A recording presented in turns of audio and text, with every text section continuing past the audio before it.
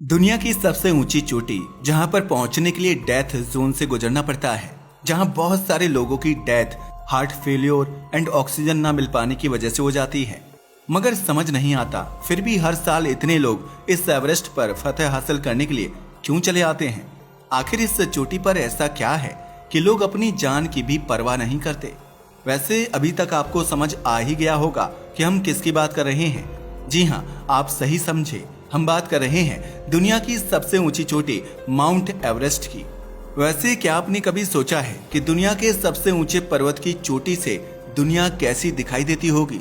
तो चलो आज हम आपको बताते हैं, मगर उसके लिए आपको हमारी वीडियो को एंड तक देखना होगा। चलिए शुरू करते हैं। नेपाल और तिब्बत की खुम्बू वैली में लोकेटेड दुनिया का सबसे ऊंचा पर्वत है माउंट एवरेस्ट, जिसकी ऊंचाई लगभग 8,849 मीटर है।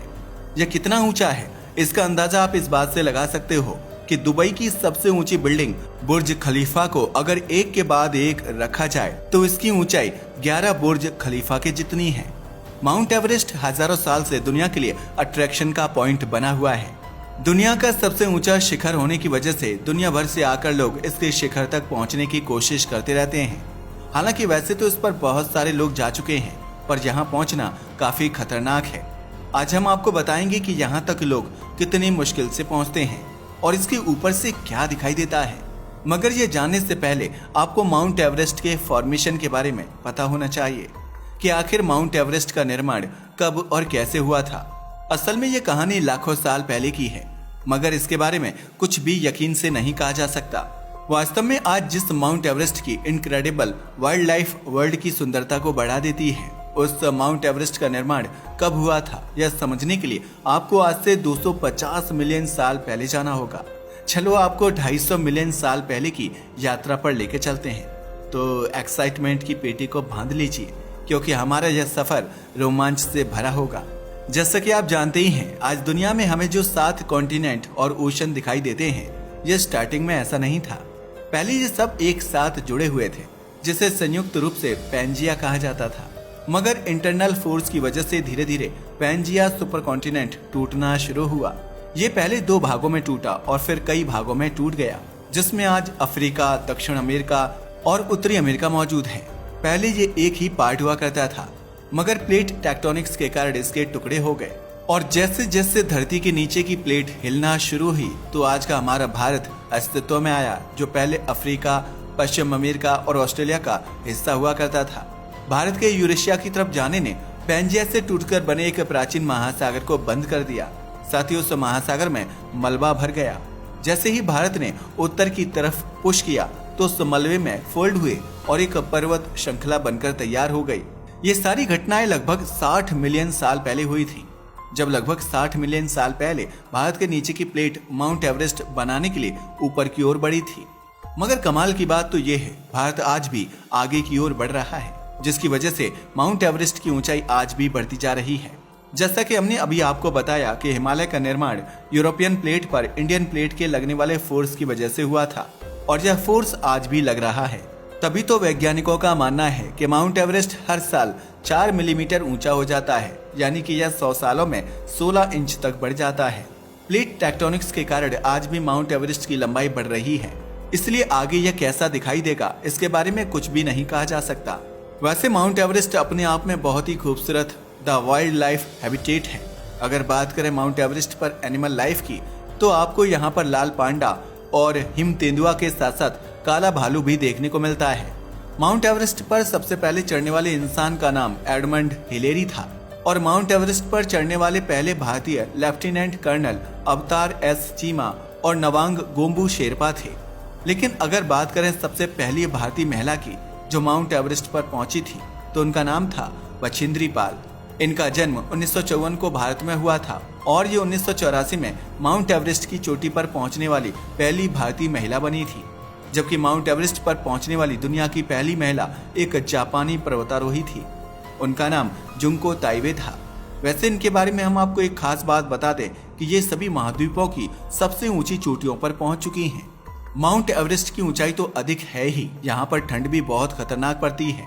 साथ ही यहाँ पर हवा का दबाव समुद्र से 70% ज्यादा होता है। इसलिए माउंट एवरेस्ट दुनिया का सबसे ऊंचा पर्वत होने के साथ साथ बहुत खतरनाक भी माना जाता है, क्योंकि यहाँ पर भयंकर सर्दी और कम ऑक्सीजन मौजूद है, जो माउंट एवरेस्ट को दुनिया के सबसे खतरनाक पहाड़ों में से एक बना देता है। मगर ऐसा नहीं है कि इस पर कोई चढ़ नहीं पाया है।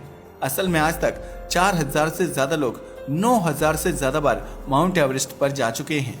तिब्बती भाषा में माउंट एवरेस्ट को चोमोलुंगमा कहा जाता है। पर क्या आप जानते हो कि इसका मतलब क्या होता है? असल में इसका मतलब होता है धरती की माँ, और नेपाली भाषा में माउंट एवरेस्ट को सागर माथा भी कहते हैं, जिसका मतलब होता है आसमान का भगवान। और अगर इसके आधुनिक नाम माउंट एवरेस्ट की बात करें तो पश्चिमी देशों में एक जॉर्ज एवरेस्ट नाम का पर्वत मौजूद है, जिसके नाम पर इसका नाम माउंट एवरेस्ट रखा गया है।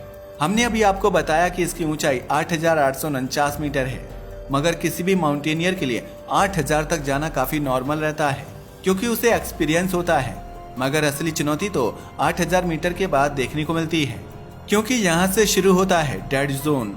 माउंट एवरेस्ट यानी कि दुनिया की सबसे ऊंची चोटी इंसान के लिए किसी डेथ जोन से कम नहीं है, क्योंकि यह धरती से 8.8 किलोमीटर से भी ज्यादा ऊंचा है, जहाँ पर इंसान की नसें सिकुड़ने लगती हैं, सांस थमने लगती है और उसे दिखना बंद हो जाता है। साथ ही इंसान का दिमाग भी सही से काम नहीं करता। इस डेथ जोन की शुरुआत 8,000 मीटर से होती है, क्योंकि यहाँ आपके शरीर को कम ऑक्सीजन मिलती है, जिससे हर मिनट इंसान का शरीर मरने लगता है और अगले 800 मीटर की चढ़ाई करते करते लोगों की फैसला लेने की शक्ति भी खत्म हो जाती है।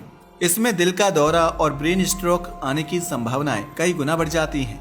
और ऐसा हम यूं ही नहीं कह रहे, बल्कि माउंट एवरेस्ट पर चढ़ चुकी डॉक्टर सोनाबर्ग ने बताया था कि माउंट एवरेस्ट की चढ़ाई के दौरान ऐसा लग रहा था जैसे उनका शरीर धीरे धीरे मर रहा है और वह डेथ की ओर जा रही हैं।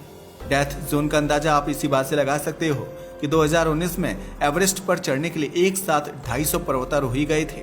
इसलिए चोटी पर जाकर उतरने के लिए एक लंबी लाइन लग गई थी। यह लाइन डेथ जोन में ही थी, जहां लोगों को ज्यादा देर तक इंतजार करना पड़ा था, जिसकी वजह से 19 लोगों की जान चली गई थी। इसके अलावा भी डेथ जोन में बहुत सारी डेथ हो चुकी हैं, मगर फिर भी इंसान एवरेस्ट पर जाता है। यह एक ऐसा क्षेत्र है जहां पर इंसान हर कदम पर मौत से मिलता है। यहाँ पर फ्रॉस्ट वाइट से बहुत सारी डेथ होती हैं। डेथ जोन के आगे बहुत तेज बर्फीली हवाएं चलती हैं। यह कितनी तेज होती हैं इसका अंदाजा आप इस बात से लगा सकते हो कि उनकी स्पीड 360 किलोमीटर प्रति घंटे से भी ज्यादा होती है। यहाँ तेज बर्फीली हवाएं एंड कम ऑक्सीजन माहौल को और भी ज्यादा भयानक बना देती हैं, जिसके कारण बहुत सारे लोगों की डेथ हो जाती है। यही वजह है कि जब पर्वतारोही माउंट एवरेस्ट पर चढ़ते हैं तो उन्हें रास्ते में बहुत सारी डेड बॉडीज मिलती हैं। चलो अब आते हैं उस सवाल पर जो हमने सबसे पहले उठाया था कि आखिर माउंट एवरेस्ट की चोटी से आपको क्या दिखाई देता है। तो हम आपको बता दें कि जब तमाम कठिनाइयों के बाद पर्वतारोही माउंट एवरेस्ट की चोटी पर पहुंचते हैं तो उन्हें 300 से 400 किलोमीटर तक क्लियर नजर आता है। माउंट एवरेस्ट के टॉप से आप लगभग 360 डिग्री तक देख सकते हैं। वेस्ट की तरफ उन्हें नजर आता है पंगबोचे गांव, जो लगभग 13,000 फीट की ऊंचाई पर स्थित है। नॉर्थ वेस्ट की ओर चोयू पहाड़ी दिखाई पड़ती है, जो लगभग 2,600 फीट ऊंची है, और इसी पहाड़ी की घाटी में दिखाई पड़ती है दुनिया की सबसे ऊंची झील, जिसका नाम है चोला शो लेक।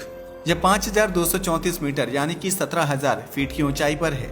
और अब अगर बात करें नॉर्थ वेस्ट की, तो माउंट एवरेस्ट से नॉर्थ वेस्ट में दूध कोशी नदी दिखाई देती है। यह दुनिया की सबसे ऊंची नदी है और इसका ओरिजिन भी माउंट एवरेस्ट पर ही है। यह 71 किलोमीटर नीचे उतरकर तिब्बत से नेपाल में एंटर करती है। असल में दूध कोशी नदी बहुत ही ज्यादा खास है, क्योंकि भारत की कई सारी नदियां दूध कोशी से निकलती हैं, जिसमें शामिल है गंडक, घाघरा और कोसी नदियां। अब साउथ वेस्ट दिशा की तरफ आते हैं। माउंट एवरेस्ट से साउथ ईस्ट दिशा में माउंट एवरेस्ट पर चढ़ाई के लिए बसाए गए बेस कैंप नजर आते हैं। इनमें दो सबसे फेमस हैं, Orsho base camp and Dingboche base camp. यह बेस कैंप बहुत खास इसलिए है क्योंकि दुनिया के लगभग 80% पर्वतारोही इन्हीं बेस कैंप से माउंट एवरेस्ट की चढ़ाई की शुरुआत करते हैं। अब अगर और नजर घुमाएं तो माउंट लोत्स से नजर आता है। यह तिब्बत में है, जिसकी ऊंचाई लगभग 28,000 फीट है। यह माउंट एवरेस्ट, K2 और कंचनजंगा के बाद दुनिया का चौथा सबसे ऊंचा पर्वत है। वैसे हम आपको बता दें कि इसी पर्वत से नेपाल और चीन की बॉर्डर भी गुजरती है। साथ ही माउंट एवरेस्ट से आपको नेपाल चीन बॉर्डर के पार की काफी सारी पहाड़ियां भी नजर आएंगी। साथ ही अगर आप माउंट एवरेस्ट से साउथ दिशा में देखोगे तो आपको हिमालय की दूसरी ऊंची चोटियां भी नजर आएंगी। यहाँ से आपको खुम्बू ग्लेशियर भी नजर आता है।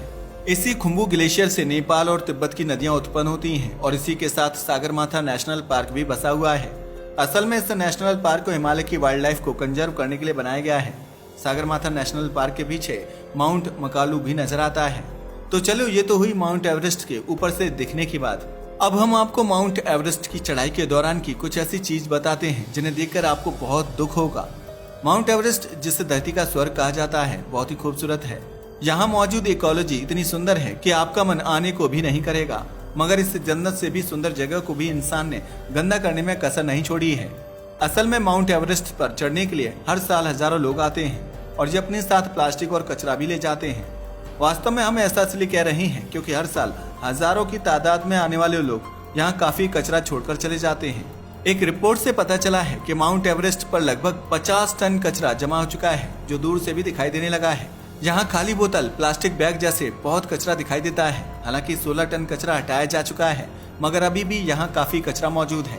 यही वजह है कि एनवायरमेंटलिस्ट का मानना है कि अगर माउंट एवरेस्ट पर कचरा ऐसे ही बढ़ता रहा तो यह इसके इकोलॉजिकल सिस्टम को बिगाड़ सकता है, जिसका प्रभाव दुनिया के इकोलॉजिकल बैलेंस पर पड़ेगा। वैसे हम आपको बता दें कि अगर हिमालय का इकोलॉजिकल बैलेंस बिगड़ा तो यह दुनिया भर के लिए काफी मुसीबत खड़ी कर देगा, क्योंकि जैसा कि आप जानते ही हैं कि यह भूकंप प्रभावित जोन में आता है और यहाँ आए दिन भूकंप और भूस्खलन आते रहते हैं। तो अगर प्रकृति के साथ छेड़छाड़ की तो इनकी संख्या भी बढ़ सकती है।